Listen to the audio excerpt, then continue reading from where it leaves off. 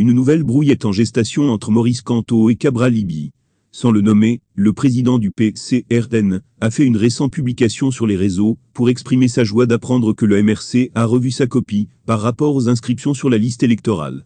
Pendant longtemps, Maurice Kamto avait fait de la réforme du code électoral son principal objectif. Son parti avait d'ailleurs boycotté les élections législatives et municipales de 2020. Désormais il rejoint le PCRN, qui a toujours encouragé les populations à s'inscrire massivement sur les listes électorales. En effet, lors de son dernier meeting à Douala, Maurice Kamto a invité les Camerounais en âge de voter à s'enregistrer auprès d'Elcam, dès le 03 janvier. Pour Cabral Libby, c'est le début de la sagesse dans le camp du MRC. Je félicite la volte-face des derniers acteurs réfractaires à l'inscription sur les listes électorales.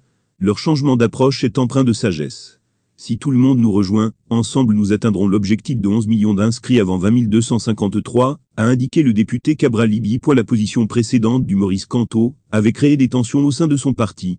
Aujourd'hui, l'avocate Michel Ndoki compte bien prendre la tête du parti. Au moment où le leader de son parti est au cœur d'une polémique après sa visite controversée au Palais de l'Unité, Ndoki réaffirme son ambition pour la prochaine élection présidentielle de 2025 et se présente comme l'alternative crédible pour son parti et le pays.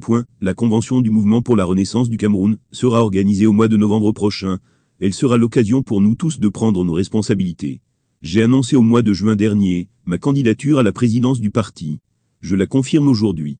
Fermez les guillemets, a-t-elle déclaré. Selon Michel Ndoki, le mouvement pour la renaissance du Cameroun, MRC, a perdu la place qui revient.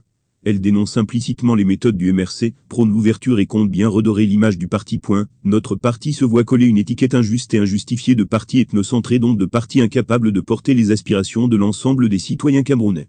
Nous avons besoin d'un parti capable de rassembler les Camerounais qui en ce moment s'isolent et se méfient des uns et des autres. Nous avons besoin de leur montrer un parti ne soit pas vu comme la propriété et l'émanation de quelques-uns. Je n'ai qu'un objectif, redonner à notre formation politique la place d'alternative crédible au parti au pouvoir, au parti du président Paul Biya, place qu'elle n'aurait dû jamais perdre, lui permettre d'aborder avec sérénité et détermination les prochaines échéances électorales.